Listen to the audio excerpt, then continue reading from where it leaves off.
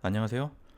지금 아마 하반기 취업 시즌을 준비를 하시는 분들이 계실 텐데 안전이론 분야가 굉장히 광범위하기 때문에 전기, 기계, 소방, 위험물 등등 각 분야에 대해서 전체적으로 이론적인 준비를 할 여력은 아마 없을 거예요. 그래서 취업 준비를 하실 때 최대한 전략적으로 하실 필요가 있는데 최대한 채용하는 회사 입장에서 지원자가 우리 회사에 적합한지 아니면 꼭 필요한 인재인지 판단을 하기 쉽게끔 회사에서 요구를 하는 정보나 능력을 내가 가지고 있다는 것을 어필할 필요가 있어요. 오늘 제가 드리고 싶은 얘기는 회사에서 요구하는 정보나 능력도 시대의 흐름이라는 것이 어느 정도 존재를 한다는 거예요.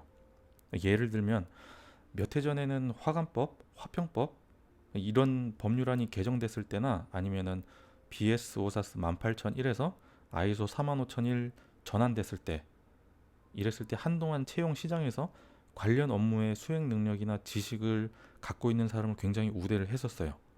이건 왜 그럴까요?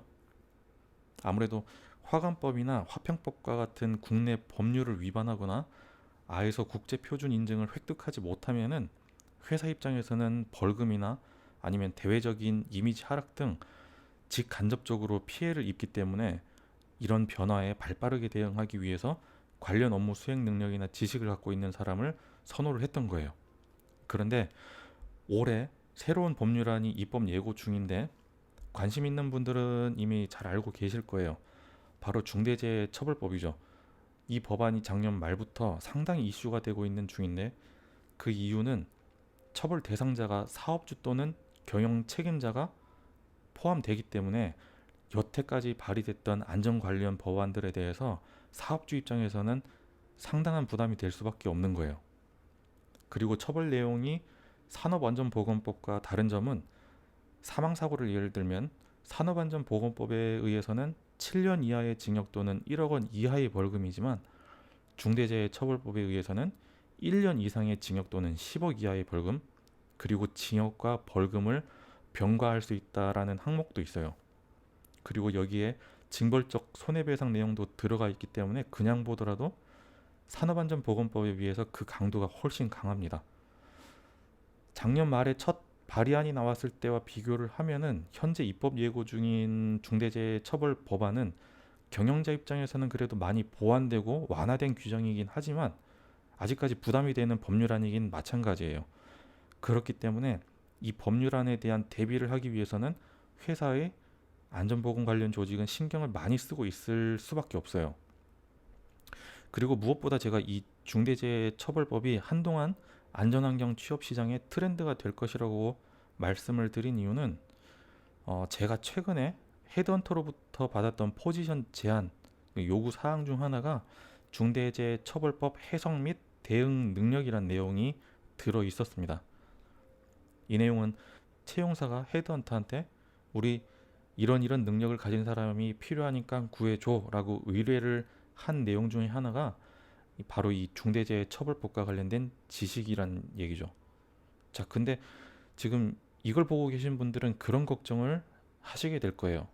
아, 나는 중대재해처벌법에 대해 아는 내용도 별로 없고 관련된 일을 해본 적도 없는데 어떡하지? 이런 걱정을 가진 분들이 아마 대부분일 겁니다.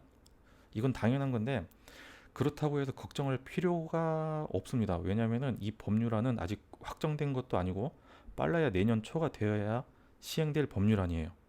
그리고 지금 현업에서도 이 업무를 담당하고 있는 사람들은 아마 극소수일 겁니다. 왜냐하면 아직 개정될 여지가 많은 법률안이기 때문에 이 법률안을 바탕으로 뭔가 회사 자체적으로 확정적으로 제도를 만들어낼 수가 없어요. 그렇기 때문에 여러분들은 걱정보다는 이 법률안이 어떤 내용을 포함하고 있는지 빨리 캐치를 해서 이직을 한다든가 아니면은 취업 시즌 때 특히 면접 때 가서 아, 내가 이런 정보나 지식을 갖고 있다라는 걸 어필할 수 있도록 준비를 하셔야 된다는 거예요. 자, 이제 중대재해처벌법에 대한 내용을 한번 살펴볼게요. 먼저 검색 사이트에 가셔가지고 법제처를 한번 쳐보세요.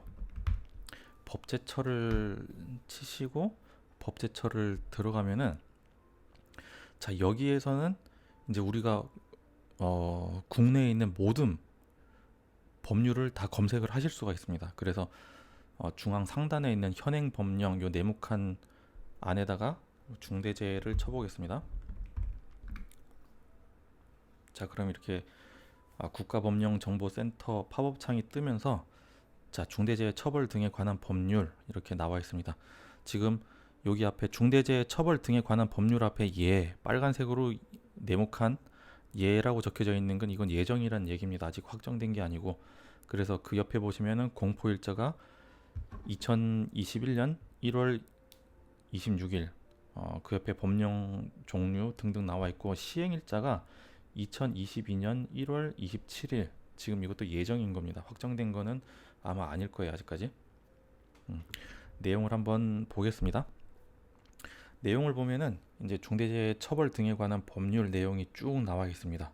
그래서 1조 목적, 2조 정의, 정의란에 보면은 이제 중대재해는 중대산업재해와 뭐 중대시민재해를 말한다 해서 등등 요런 의미를 좀 잘 알고 계시면 좋겠죠. 특히 중대산업재해가 뭘 의미하는지 잘 보시길 바랍니다. 중대산업재해라고 쭉 나와 있는데, 자, 내용이 산업안전보건법의 중대재해랑은 내용이 약간 다릅니다. 그래서 요거 잘 알고 계시면 좋을 것 같고, 밑으로 쭉 보시면은 기타 내용들 쭉 나오고, 자, 이제 중대산업재해에 대한 내용이 이렇게 나와 있습니다. 그리고 중요한 내용이 여기 4조, 5조, 6조입니다. 자, 6조를 보면은 중대산업재해 사업주와 경영 책임자 등의 처벌이라고 나와 있는데, 1항을 보시면은 제4조 또는 5조를 위반해요. 제4조, 5조는 지금 위에 요 두 항목을 위반을 해서 제2조 2호 감옥의 중대산업재해에 이르게 한 사업주. 자, 제2조 2호 감옥의 중대산업재해는 위에 보시면은 자, 2조 2호 감옥이란 얘기는 사망자 1명 이상 발생하는 재해를 말하는 거예요. 그래서 쉽게 얘기하면 사망 사고가 발생을 하게 되면은 자, 사업주 또는 경영 책임자 등은 1년 이상의 징역 또는 10억 원 이하의 벌금을 처하고, 이 경우 징역과 벌금을 병과할 수 있다 이렇게 나와 있습니다. 이 내용이 핵심이고, 그 외에 뭐 벌금 규정이라든가 아니면 손해배상의 책임 뭐 이런 것들, 징벌적 손해배상 내용이겠죠. 자, 이런 내용들이 있어요. 그런데 여기에 지금 국가법령정보센터에 등록된 내용은 법률에 관한 내용이기 때문에 자세한 내용은 아직 여기 등록이 되어 있지 않았어요. 더 자세한 내용을 보기 위해서는 그 하위 법률인 시행령이 필요한데, 여기는 시행령이 아직 없습니다. 그래서 시행령을 우리가 지금 보려면은 다시 법제처로 돌아가서 법제처의 법제 업무 정보 여기를 검색하셔서 여기를 클릭하셔서 입법 예고에 들어가시면은 자, 여기 입법 예고명에다가 중대재해를 치면은 법령 종류 대통령령이라고 해서 중대재해 처벌 등에 관한 법률 시행령 제정안 입법 예고라고 나와 있습니다. 여기에 들어가 있는 내용은 지금 시행령이란 내용이고, 지금 우측에 보면은 시작일자, 종료일자가 나와 있는데, 이 기간 동안에 이 시행령 제정안에 대한 의견을 받겠다는 얘기예요. 그래서 의견을 제시해서 뭐 이런 부분은 조금 수정을 할 필요가 있다라는 의견을 제시를 하게 되면은, 만약에 이쪽에서 보고 이거는 좀 타당성이 있는 의견이다 싶으면은 자기네들이 조금씩 이 법안을 수정을 하겠다는 내용입니다. 자, 여기를 들어가셔서 보면은 자, 이제 제정 이유 뭐 이렇게 쭉 나와 있습니다. 자, 여기에 나오는 내용들을 좀 기억을 하셨다가 면접 때 중대재해 처벌 법은 뭐 이래이래해서 제정이 됐습니다. 뭐 어떤 배경을 가지고 있습니다. 이런 식으로 얘기를 하는 것도 하나의 방법이 될 수 있을 것 같아요. 음. 그리고 쭉 내려가 보면은 제일 밑에 법령안 나와 있죠. PDF 파일 한번 열어보겠습니다. 자, PDF 파일 내용을 보면은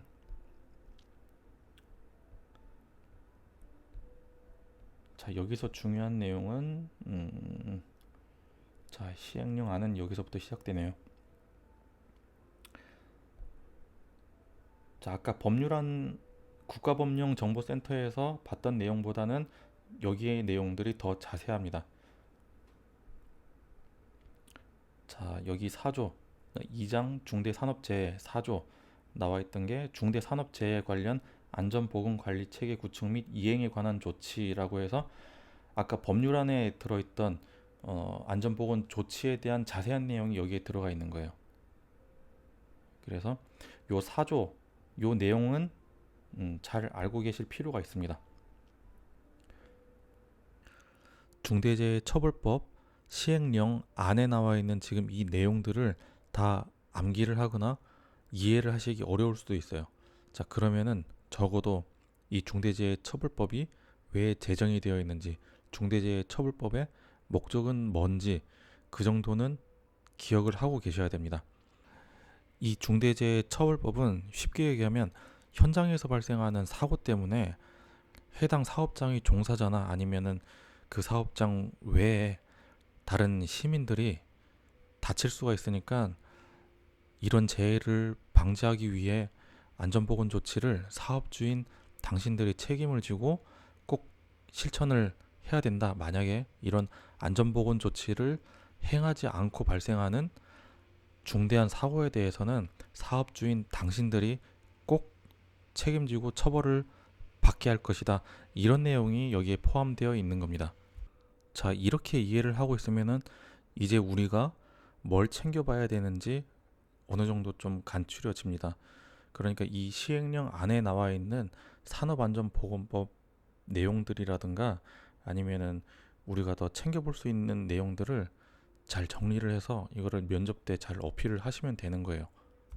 만약에 면접 때 중대재해처벌법에 대해 알고 있는 내용이 있나요? 라고 이렇게 질문을 받게 되면은 아까 전에 봤던 재정 배경이라든가 아니면은 중대 산업재해 또는 중대 시민재해 이런 내용들에 대해서 알고 있는 내용을 그냥 말씀을 하면 되고, 만약에 중대재해처벌법에 대한 질문을 받지 않더라도 그냥 내가 답변을 하면서 자연스럽게 중대재해처벌법에 대한 내용을 같이 연계해서 말씀을 하시면 됩니다. 예를 들면 만약에 질문이 홍길동 씨가 만약에 우리 회사에 들어오게 된다면 펼칠 수 있는 역량이 어떤 게 있을까요? 이렇게 질문을 받았다 치면은 이런 식으로 답변이 가능하겠죠. 저는 위험물과 관련된 지식을 가지고 있습니다.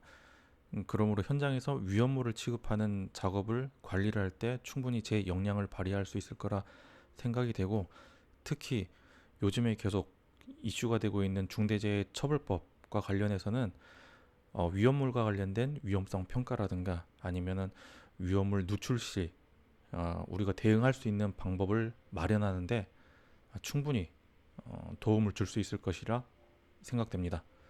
이런 식으로 중대재해처벌법에 관한 내용을 내 역량과 연결시켜서 이야기할 수 있을 겁니다.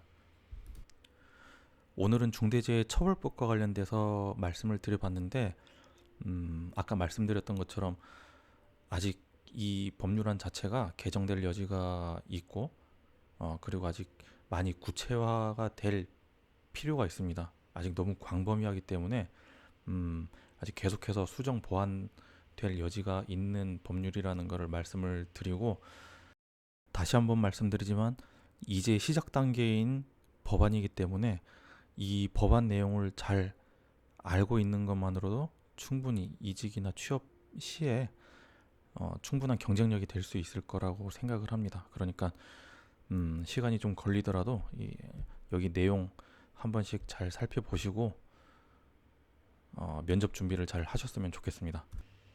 마지막으로 한 가지만 더 말씀을 드리자면 지금 이 중대재해처벌법은 경영자를 위한 법안이 아니죠. 철저하게 사업장의 종사자나 아니면 그 외 일반 시민들이 사업장에서 발생할 수 있는 재해로부터 보호를 하기 위한 법안입니다. 그러다 보니까 경영자한테 불리한 내용들이 다수 들어가 있을 수밖에 없으니까 면접 때 중대재해처벌법과 관련된 답변을 할 기회가 생긴다면은 이런 식의 답변은 지양을 하는 게 아무래도 좋을 겁니다. 예를 들면은 저는 이 중대재해처벌법 제정 배경이 너무 마음에 들고 앞으로 이 법률은 계속해서 강화될 필요가 있다고 생각을 합니다. 이런 식의 답변, 뭐 취지는 좋으나 경영자 입장에서 면접 지원자를 뽑아야 되는 순간에 이런 식의 답변은 굉장히 부담이 될 수 있다는 것을 잘 알고 계셔야 됩니다. 그러니까 항상 답변을 할 때 지금 이 법률안이 왜 발의가 되게 됐는지 이런 내용을 한 번 더 생각을 하시고 면접에 임하시면 좋은 결과를 얻으실 수 있지 않을까 생각이 듭니다. 자, 오늘 영상은 여기까지고요.